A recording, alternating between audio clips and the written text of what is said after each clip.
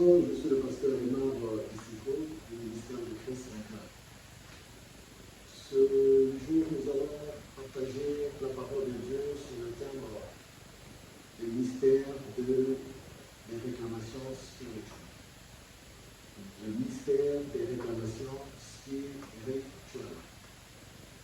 La vie sur cette terre est faite de beaucoup de choses, beaucoup de mystères, des choses qui sont difficiles à expliquer, des choses qui échappent souvent au commun des mortels.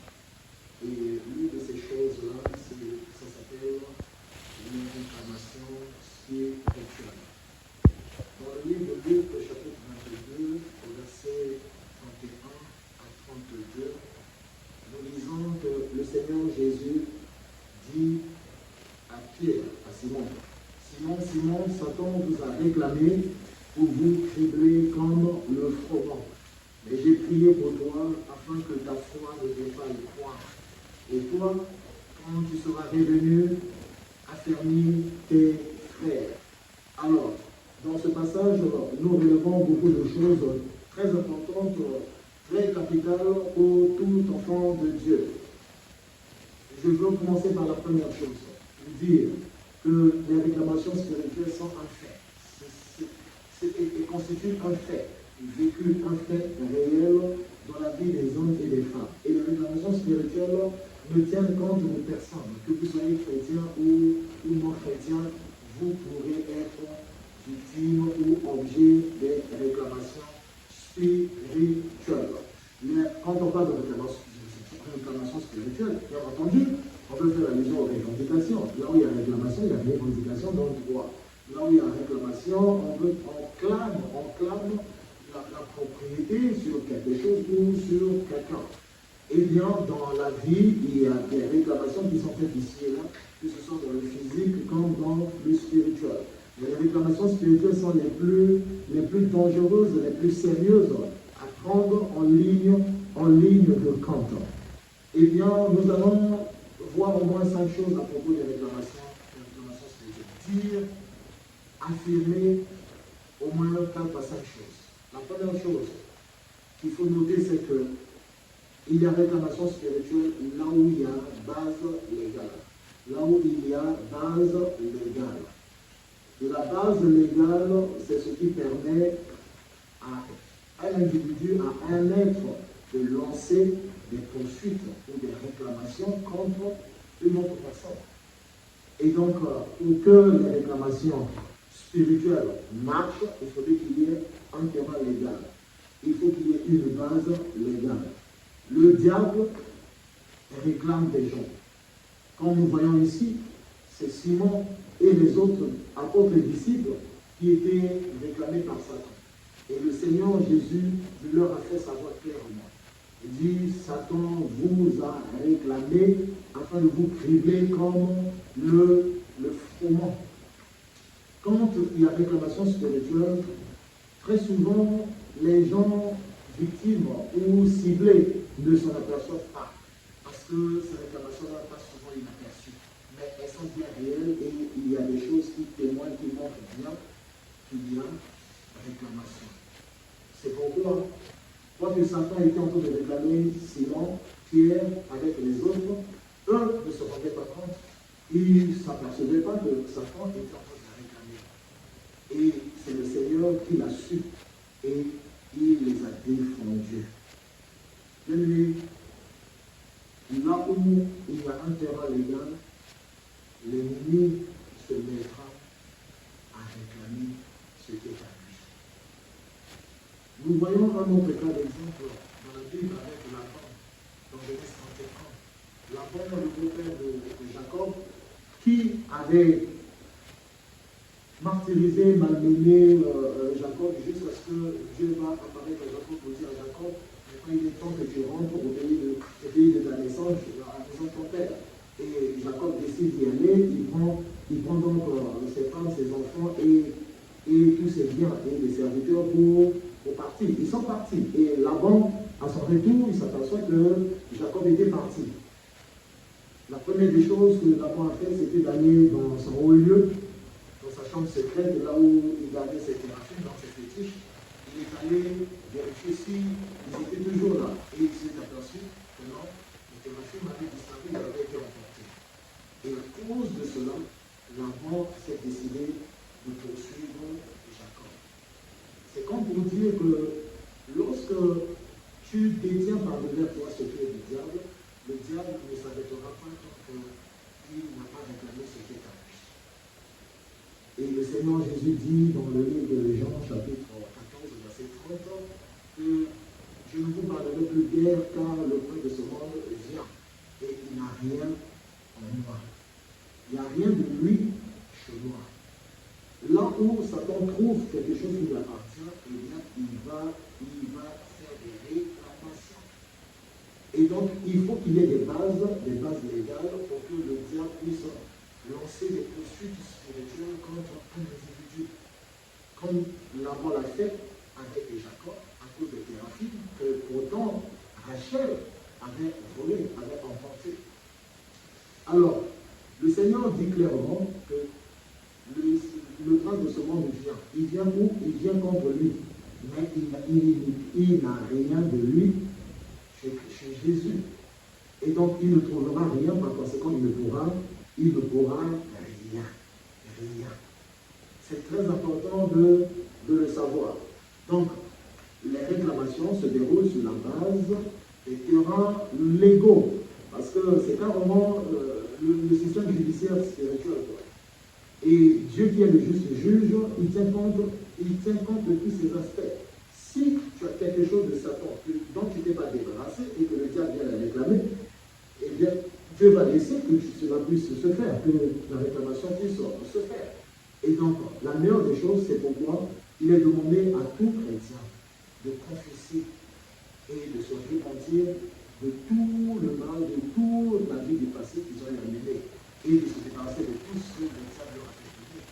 Parce que tout péché appartenant à Satan attirera les poursuites de Satan. C'est important à retenir, c'est important à noter. Nous avons dans la Bible des cas, des gens qui étaient des serviteurs de Dieu et qui ont succombé aux réclamations du diable. Un homme comme Démas. Démas était un co-ouvrier avec Paul dans le ministère. Mais Paul a dit dans 2 Timothée 4, verset 10, que Démas m'a abandonné par amour pour le monde.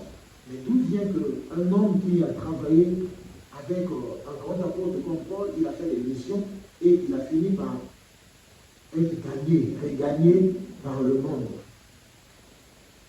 C'est pour dire que les réclamations là ont pu avoir le dessus sur lui. Il avait certainement des bases, des portes qu'il a dû ouvrir et l'ennemi les a utilisées pour le récupérer. Et il est retourné dans le monde. Alors, il faut savoir que les réclamations spirituelles prennent souvent plusieurs formes et se manifestent sous plusieurs formes. Elles sont inaperçues, mais elles sont vécues. Elles sont vécues. Il y en a qui vivent des réclamations à travers leurs rêves, à travers la vie de rêve. Il y en a qui le vivent en plein jour. Les réclamations se font en plein jour. Et ces réclamations prennent parfois la forme des accidents à répétition, des problèmes à répétition, des blocages, etc. Il y a plusieurs signes qui montrent que le diable est derrière une personne, que ce soit un chrétien ou pas. Il y a des signes qui vont montrer. Mais nombreux ne savent pas comment discerner ces signes-là, comment savoir qu'ils sont réellement sous les réclamations. Puisque même Pierre ne le savait pas. Il a fallu que le Seigneur Jésus le lui dise. Il ne s'était pas rendu compte qu'il était sous les réclamations. Il ne s'était pas rendu compte, tout comme les autres, les gens, les Pierre, les gens, les Philippe, les Barthélemy et autres. Ils ne s'en apercevaient pas. Mais il y a des signes. Et pour que tu puisses te rendre compte que tu es sous des réclamations, il faudrait que tu consultes le Seigneur. Il est le mieux placé pour te le dire, pour te le révéler, et surtout pour te défendre face aux réclamations. C'est la troisième chose que j'aimerais dire. Le seul dans cette vie, dans le ciel comme sur la terre, qui peut défendre un homme qui est sous des réclamations du diable, s'appelle Jésus-Christ. le fait de fuir son pays, de fuir le village, de fuir, je ne sais pas, l'Afrique pour aller se réfugier en Europe ou en Amérique, à cause des réclamations, ne signifie absolument rien. Dans le spirituel, il n'y a pas de distance. Le seul endroit, le seul refuge et le seul bouclier face aux réclamations sataniques s'appelle Jésus-Christ. Et c'est lui qui a défendu ses disciples et apôtres face aux réclamations du diable, que eux ne voyaient pas, ne comprenaient pas. La quatrième chose que je devais dire, c'est qu'en matière de réclamation, il n'y a pas que Satan qui réclame. Dieu aussi s'est réclamé. Dieu aussi réclame. Il réclame les siens, il réclame ceux qui lui appartiennent, il réclame ceux qui sont en alliance avec lui. Souvenez-vous de la femme qui était courbée pendant 18 ans, sur lequel un esprit, le Seigneur l'appelait Satan, Satan tenait captif. Quand le Seigneur l'a délivré et qu'il y a eu des plaintes de la part des gardiens du temple, des gardiens de la synagogue, le Seigneur a dit quoi? Cette femme qui est une fille d'Abraham, ne fallait-il pas que je puisse la délivrer? Même le jour du sabbat. Alors, Abraham avait une alliance avec Dieu. Et sur la base de cette alliance-là, quiconque touche à la descendance d'Abraham, à la postérité d'Abraham, Dieu se permet le droit de frapper cette personne-là ou de réclamer la personne entre les mains de l'ennemi. Et c'est ce qui fut fait. Le Seigneur a délivré cette femme-là de l'emprise du diable. Et donc, le Seigneur s'est réclamé les siens. Dans Exode 4, oui, je crois que c'est dans Exode 4, il a dit quelque chose à Pharaon, il a dit quelque chose à Moïse au sujet de Pharaon. Il a dit, tu parleras à Pharaon, dans Exode 4, verset 22-23. Il dit, Israël est mon fils, mon premier-né. Laisse aller mon fils. Si tu ne le laisses pas, eh bien, je ferai périr ton fils à toi. Et premier-né, je vais les tuer. Comme pour montrer que si tu touches à ce qui appartient à Dieu, Dieu va réclamer ce qui est à lui également. Et donc, il y a souvent confrontation des réclamations. Le diable réclame et Dieu réclame. Et quand il y a cet affrontement des réclamations-là, quelle est la réclamation qui prendra le dessus? C'est clair, c'est celle de Dieu. Parce que c'est lui qui est le propriétaire ultime, le propriétaire de tout. Et Dieu va gagner dans cette épreuve de confrontation. Et c'est ce qui s'est passé d'ailleurs dans le cas de la délivrance de la servitude, de la délivrance des Israélites. Alors, Dieu s'est réclamé. Et parce que Dieu réclame, nous aussi, en tant qu'enfants de Dieu, nous devons apprendre à réclamer aussi ce qui est à nous, réclamer ce qui nous appartient. Nous devons savoir réclamer les promesses de Dieu. Nous devons parler, nous devons dire à Dieu ce qu'il avait promis, ce qu'il nous avait promis, et que cela puisse se réaliser. Nous devons réclamer ce qui est à nous.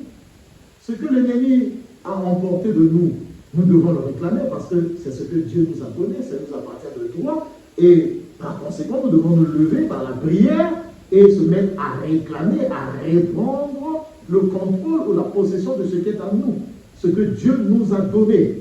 Il y a une affirmation que Jephthé avait fait dans Juge 11, verset 24.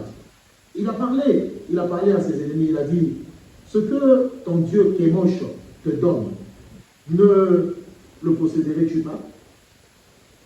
Et tout ce que l'Éternel notre Dieu a mis en notre possession devant nous,